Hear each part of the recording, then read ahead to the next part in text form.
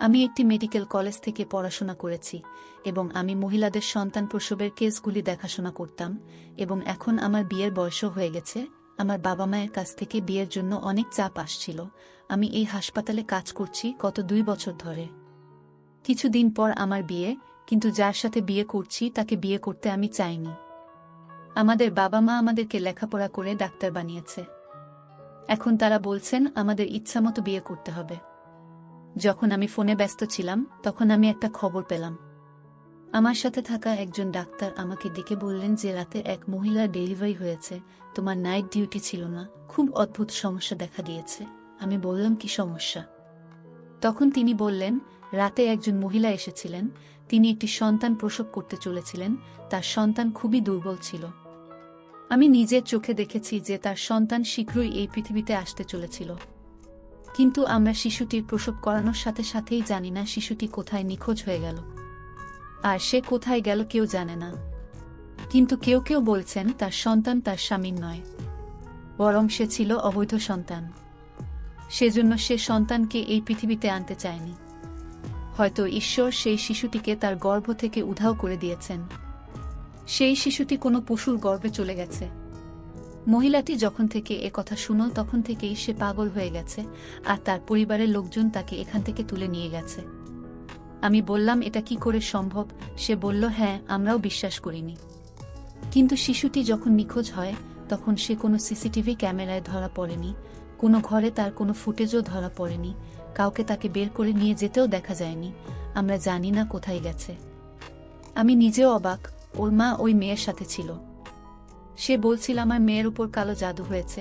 আমি অবাক হয়ে বললাম আমি রাস্তায় আছি, এসে তোমার সাথে কথা বলছি। আমি ভাবছিলাম এটা কি ধরনের সমস্যা, কিভাবে নারীর গর্ভ থেকে উধাও হয়ে গেল একটি শিশু।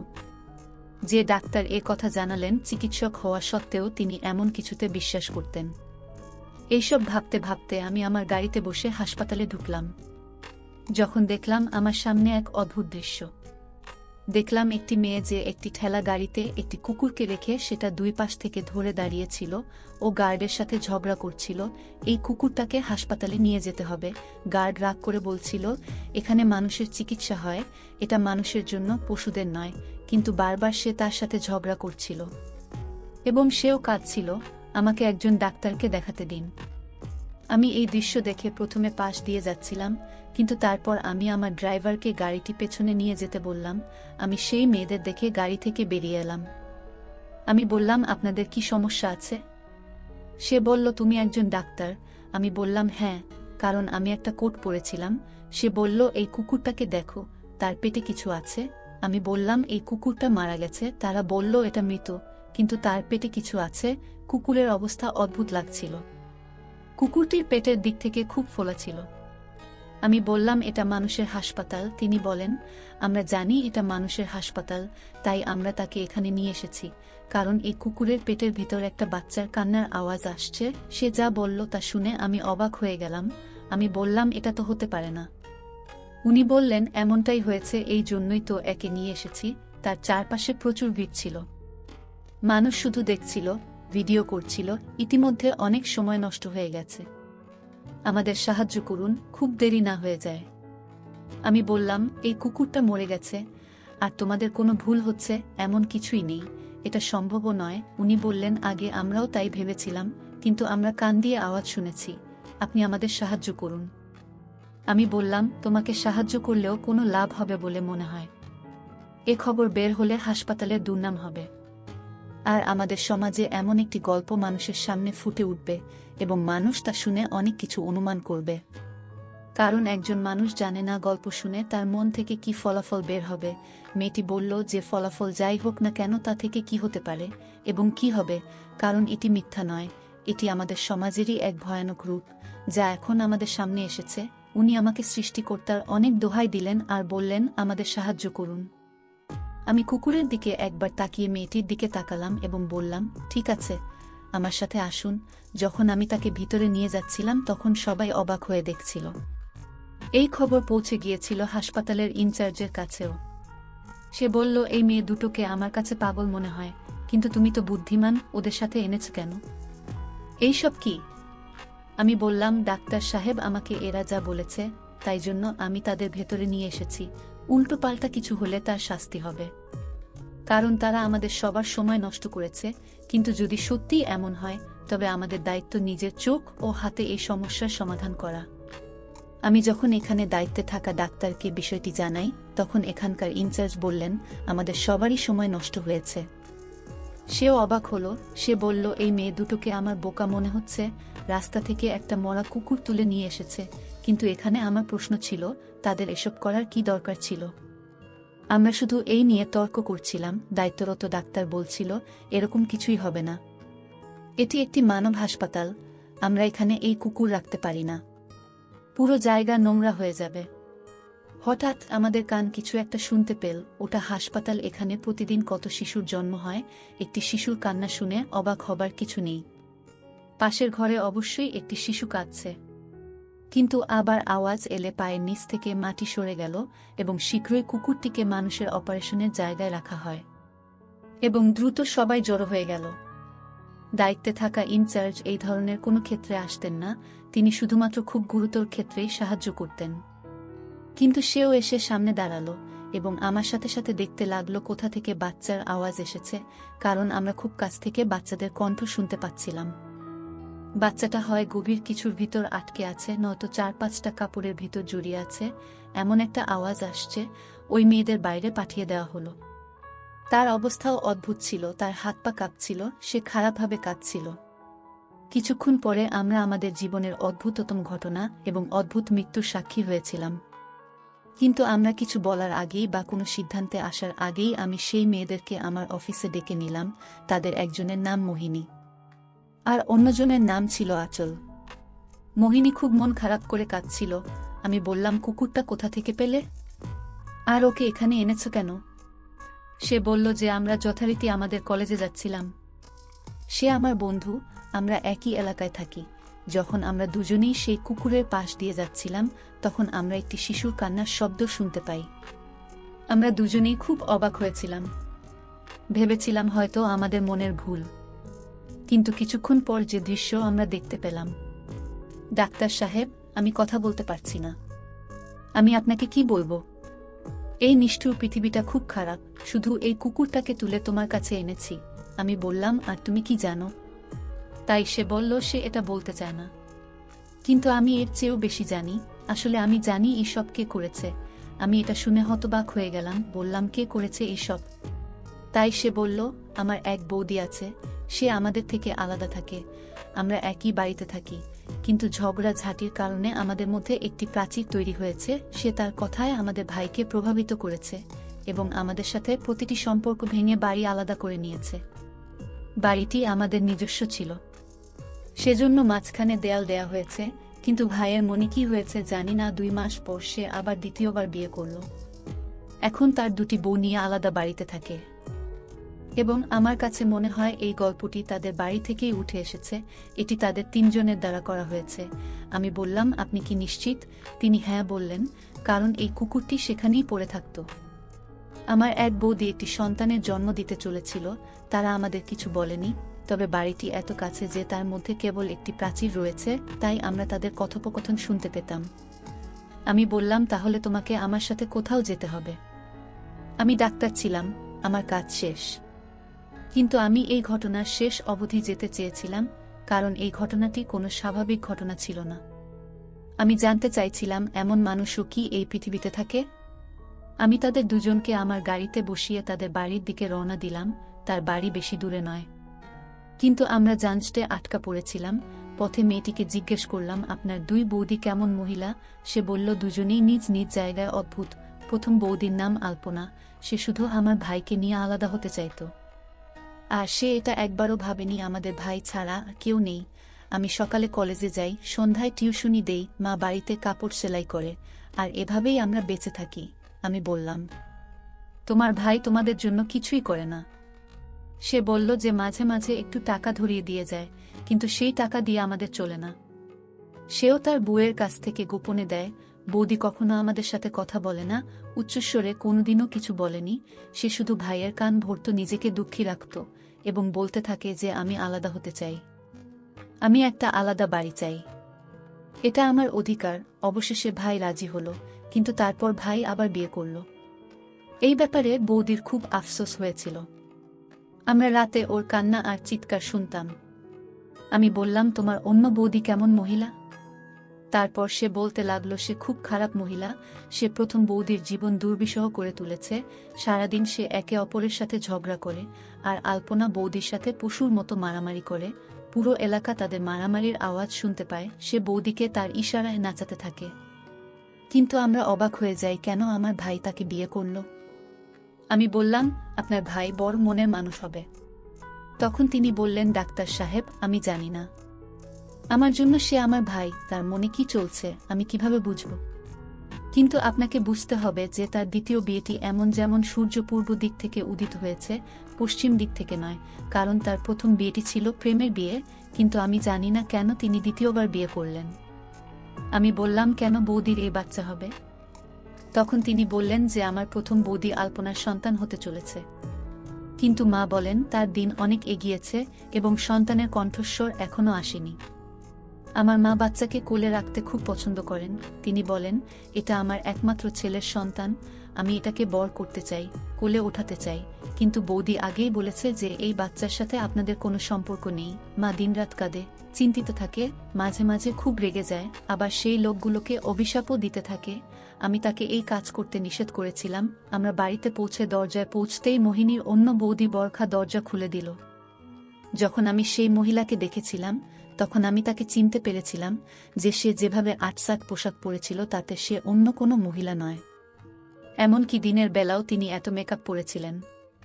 এই ধরনের মহিলারা তাদের সুরে পুরুষদের নাচানোর কৌশলগুলি খুব ভালো করেই জানেন, তাই তার ভাই দ্বিতীয়বার বিয়ে করেছিলেন। মোহিনীকে দেখে বলল, মোহিনা, তুমি এখানে কি করছো? আর এই ম্যাডাম কে? আমি বললাম, আমরা কি ভিতরে এসে আপনার সাথে কথা বলতে পারি? সে বলল, হ্যাঁ আসুন। আমরা দরজায় দাঁড়িয়ে কথা বলতে পারি না, কিন্তু আপনি কে? মোহিনী বলল, এই তো ডাক্তার সাহেব, আর জিজ্ঞেস করতে এসেছে আলপনা ভাবির স্বাস্থ্য কেমন। এই বলে সে হাসতে লাগলো আর বলল, আলপনা তো এখানে নেই, তাহলে ওর স্বাস্থ্যের খোঁজ নিতে এসেছেন কেন? আমি বললাম, আলপনা ভাবি কোথায়? তাই সে বলল যে সে তার বাড়িতে গেছে। আমি বললাম, কিন্তু সে একটি সন্তানের জন্ম দিতে চলেছে, সেটা কি হয়ে গেছে? তাই তিনি বললেন, আমরা জানি না এটা হয়েছে কিনা, সময়ও কেটে গেছে। কিন্তু জানা গেল তার সন্তান এই পৃথিবীতে এসেও বাঁচেনি। সেজন্য ওই মহিলা পাগল হয়ে গেছে। এই জন্যই তোর ভাই ওকে বাপের বাড়ি পাঠিয়েছে, এখন আর ফিরবে না। সে তার সন্তানের জন্য এতটাই পাগল হয়ে গেছে যে সে আত্মহত্যার চেষ্টা করছে। যদি সে মারা যেত তাহলে দোষটা আমাদের সবার উপরেই পড়ত। সেজন্য সে এখান থেকে চলে গেছে। ভালোই হলো চলে গেছে। আমি মোহিনীকে বলতে লাগলাম যে যদি তাই হয় তাহলে সেই শিশুটি কোথায় যে আর এই পৃথিবীতে নেই?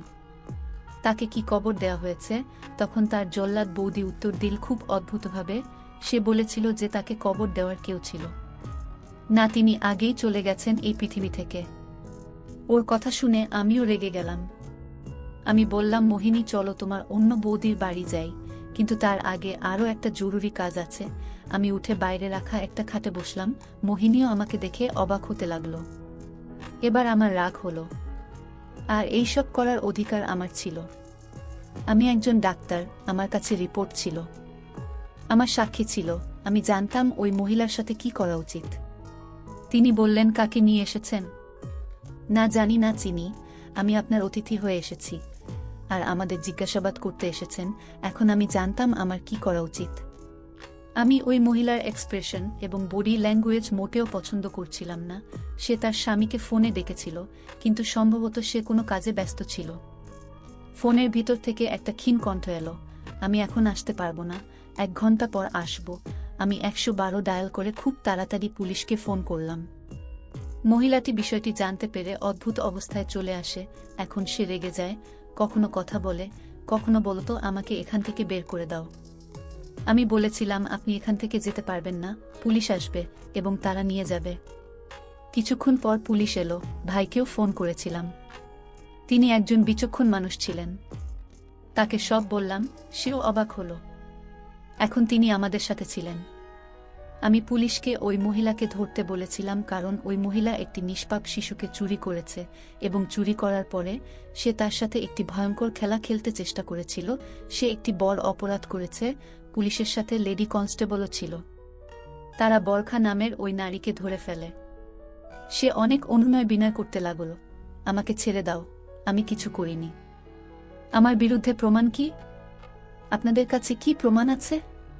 আমি বললাম, আমাদের কাছে প্রমাণ আছে, কারণ আপনারা যেখানে বসে এই কাজ করেছেন সেখানে একটি খুঁটি লাগানো ছিল এবং সেই খুঁটির উপরে একটি সিসিটিভি ক্যামেরাও ছিল, যা সামনে বসিয়েছেন হোটেল মালিকরা, কারণ ওখান থেকে তার হোটেলের রাস্তা গেছে।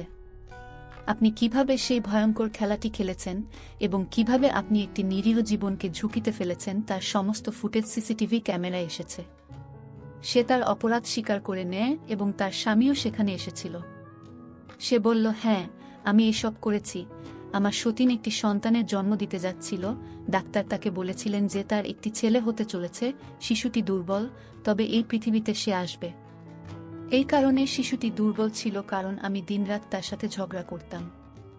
আর সে সারাদিন কাঁদত, কারণ আমার স্বামী আমার বাবার কাছ থেকে অনেক ঋণ নিয়েছিল আর ফেরত দিতে না পেরে বাবা বললেন, তাহলে এই বাড়িটা আমাদের নামে হস্তান্তর করতে হবে।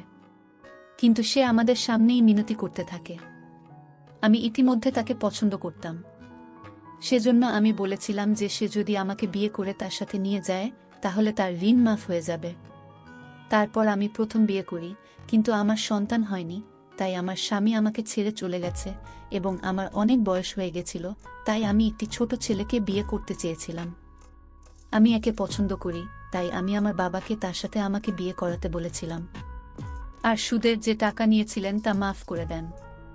ঠিক এইভাবে আমি ওর জীবনে এসেছি। মোহিনীর মাও এসেছিলেন কোলাহল শুনে। সে কথা শুনে অবাক হয়ে বলল, তুমি আমার ছেলের অসহায়ত্বের সুযোগ নিয়েছ, তুমি মোটেও ভালো করনি। তখন বরখা বলল, তুমি এত অসহায় নও। সে আমাদের কাছ থেকে সুদের টাকা নিল কেন? আপনার ছেলে যদি এত বুদ্ধিমান হতো তাহলে সে কখনোই সুদের টাকা নিত না। আমি ছেলেটার দিকে তাকালাম, ওকে নিষ্পাপ লাগছিল। তিনি একজন অসহায় মানুষ বুঝতে পেরে। বরখা বলেন, আলপনা আমার সঙ্গে বেশি মারামারি করত। সে নিজেকে নিয়ে খুব গর্বিত ছিল। তিনি বলতেন, আমার একটি সন্তান হতে চলেছে এবং আমি আমার স্বামীর কাছে প্রতিজ্ঞা করছি, আমি যখন একটি পুত্রের মা হব তখন আমার স্বামী আমার কাছে ফিরে আসবে। আর তোমার এখনো কোনো সন্তান হয়নি, না তোমার প্রথম বিয়ে থেকে, না তোমার দ্বিতীয় বিয়ে থেকে, কারণ তুমি বন্ধ্যা। আর এটাই তোমার বড় দোষ। আমি প্রথমে আমার প্রথম সন্তানের জন্ম দেব, তারপর দ্বিতীয়টিও, তারপর তৃতীয়টিও, এবং আমি দেখতে চাই যে সে তার প্রথম স্ত্রী এবং তার সন্তানদের মায়ের পক্ষ নেয় নাকি চুক্তিতে আসা কোনো মহিলার পক্ষে কথা বলে, কারণ সন্তান একটি খুব গুরুত্বপূর্ণ জিনিস।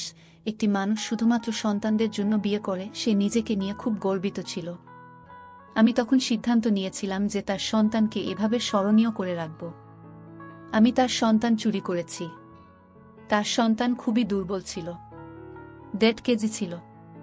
আমি তাকে একটা কুকুরের পেটে রাখলাম এবং সেই কুকুরটির পেট সুই এবং সুতো দিয়ে সেলাই করা দিলাম এবং পরে এলাকায় ছড়িয়ে পড়ে।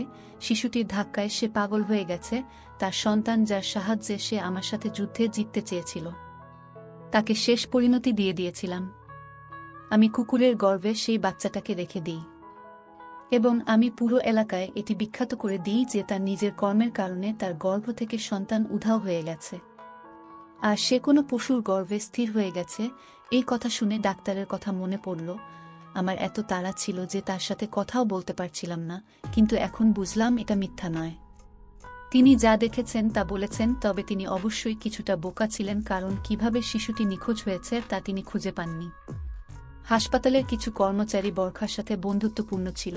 বরখার বাবার অনেক টাকা ছিল, তিনি যে কারো বিশ্বাস কিনতে পারতেন, আর সেটাই করেছেন তিনি। তার স্বামীও অবাক। বরখাকে পুলিশ তুলে নিয়ে যায়, কিন্তু মোহিনীর ভাই, তার মা এবং মোহিনী হাসপাতালে ফিরে আসেন। আমি বাকি ঘটনা হাসপাতালের লোকদের বলেছিলাম এবং তাদেরকে এই মামলাটি পরিচালনা করেছে তা খুঁজে বের করতে বলেছিলাম এবং তাদের সবাইকে পুলিশের হাতে তুলে দিন। এরপর আমরা আলপনার বাড়িতে পৌঁছালে তার মা দরজা খুলে দেন। আর বললেন, আপনারা তো সাংবাদিক, একটু আগে রিপোর্টার এসে আমাদের অদ্ভুত প্রশ্ন করছিলেন না, আমি আপনাদের ভেতরে আসতে দেব না, কিন্তু তারপর যখন তিনি মনোযোগ দিয়ে আমাদের দিকে তাকালেন, আমরা অবাক হয়ে গেলাম। রুমে ঢুকে দেখি সামনে শুয়ে আছে আলপনা। তার অবস্থা খুব খারাপ। আমি দ্রুত এগিয়ে গেলাম। আমি পরীক্ষা করে দেখলাম তার খুব জ্বর আছে। তিনি সবেমাত্র একটি সন্তানের জন্ম দিয়েছেন। এরপর এত বড় ধাক্কা খেয়েছেন তিনি। সে বলল, আমি খুব খারাপ, আমার সাথে খুব খারাপ হয়েছে। সে নিজের সাথে কথা বলছিল। তার একটা অদ্ভুত অবস্থা ছিল, মনে হচ্ছিল সে পাগল হয়ে গেছে। এই দৃশ্য দেখে তার স্বামী কাঁদতে লাগলেন আর রুম থেকে বেরিয়ে গেল।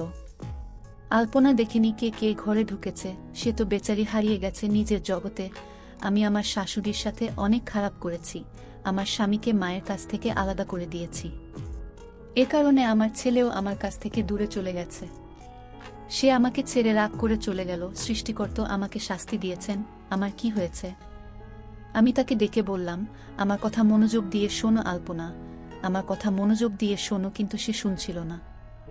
এবং তারপর আমি একটি অদ্ভুত দৃশ্য দেখলাম। তার শাশুড়ি এগিয়ে এসেছেন, যাকে নিয়ে তিনি পৃথিবীর সামনে বড় কোনো কাজ করেননি, কিন্তু তিনি নিশ্চিতভাবে তার ছেলের কাছ থেকে তার অধিকার কেড়ে নিয়েছিলেন এবং অবশ্যই বাড়িটি ভাগ করে নিয়েছিলেন। সে এগিয়ে গিয়ে আলপনাকে জড়িয়ে ধরে সান্ত্বনা দিতে লাগল, মেয়ে, আমি তোমাকে ক্ষমা করে দিয়েছি, তুমি আমার মেয়ে, তুমি কখনো আমার সামনে উচ্চস্বরে কথাও বলনি, তুমি শুধু তোমার অধিকার নিয়েছ। এটা তোমার অধিকার ছিল, আমাদের দোষ ছিল, এটা তোমার দোষ ছিল না, তুমি নিজেকে নিয়ন্ত্রণ করো।